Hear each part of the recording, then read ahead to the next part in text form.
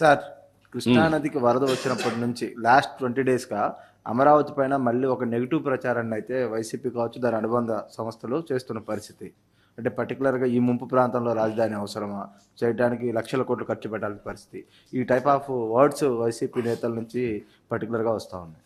ఈ తెలివైన మేధావుల్ని చెన్నైని మార్చేయమనండి, బెంగళూరు సిటీని మార్చేయమనండి, బాంబే సిటీని మార్చమనండి, హైదరాబాద్ సిటీని మార్చమనండి. బుద్ధి జ్ఞానం ఉంటే మాట్లాడడం మానేయమనండి, బుద్ధి జ్ఞానం లేకపోతే మాట్లాడమనండి. మీ ఇంటి మీద నీళ్ళు వస్తాయని ఆకాశంలో పోతావు నువ్వు, ఇంటికి నీళ్లు రాకుండా చూసుకోవాలి. ఊరికే మర్యాద చెప్తే మర్యాద కూడా లేదు వీళ్ళకు. మర్యాద తెలుసుకునేది నేర్చుకోవాలి. ఇంకొకసారి మాట్లాడితే ఆ నాలుకలు తాళాలు వేయాల్సి వస్తుంది. వాట్ నాన్ సెన్స్, ఏంటి తమాషగా ఉంది. ఇన్నింటి వాస్తవాలు లెక్క పెట్టుకుంటూ రాజకీయం కోసం అసహ్యమైన రాజకీయాలు చేస్తారా మీరు? కకృతి రాజకీయాలు పడతారా మీరు? మాట్లాడేవాళ్ళు లేరని మీ ఇష్ట ప్రకారం మాట్లాడతారా? విషం కక్కుతారా? ఎందుకంటే విషం కక్కడం? విశాఖపట్నం ఉదూది ఏమైంది? నేను పులివెందుల్లో పెడితే ఏమవుతుంది?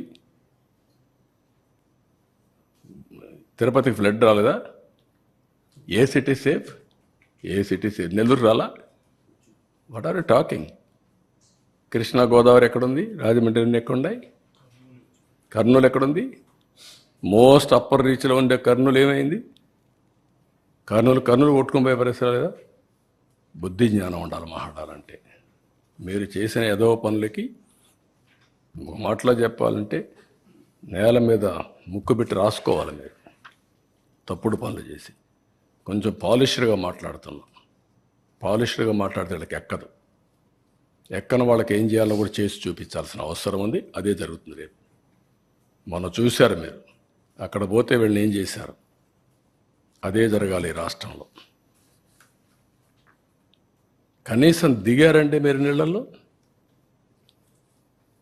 ఈస్ట్ గోదావరి జిల్లాకు పోతే రోడ్డు మీద తిరిగి మీరు వస్తే మీకు బాధలు తెలుస్తాయండి. మీకు నీళ్ళల్లో దిగనవాడు, బురదలో దిగేదానికి నీకు ఆలోచన చేసేవాడు నువ్వు ప్రజాసేవ పనికొస్తావు నువ్వు అంటే ఏమనుకుంటున్నారు మీరు? అంటే ఏది చెప్పినా నమ్మేస్తారని అజం ఆ పేపర్లు పెట్టుకొని, తప్పుడు పేపర్లు పెట్టుకొని తప్పుడు ప్రచారాలు చేసుకుంటూ బతికిపోవాలనుకుంటున్నారు. ఆ ఆటలు సాగవు. అది గుర్తుపెట్టుకోమని హెచ్చరిస్తాను.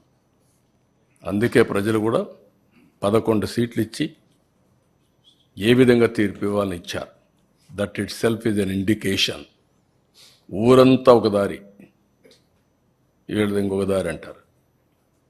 ముసలివాళ్ళు అంటే నడవలేని ముసలివాళ్ళు పెన్షన్ డబ్బులు తీసుకొచ్చి ఇచ్చి ఒక నెల నాకు పర్వాలేదు, లేకుంటే 4-5 నెలలు నేను సేవ్ చేసుకున్నాను, ఈ డబ్బులంతా ఇస్తానని చెప్తే బుద్ధి జ్ఞానం ఉందా మీకు? ఎంత రెస్పాన్స్ అండి?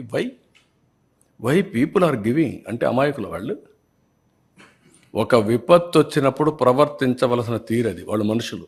నువ్వు మనిషి కాదు కాబట్టి, ఈ పార్టీ మనుషులు కాదు కాబట్టి ఇష్ట ప్రకారం మాట్లాడుతున్నారు. మానవత్వం లేకుండా మాట్లాడుతున్నారు. పుండు మీద కారం చల్లినట్టు.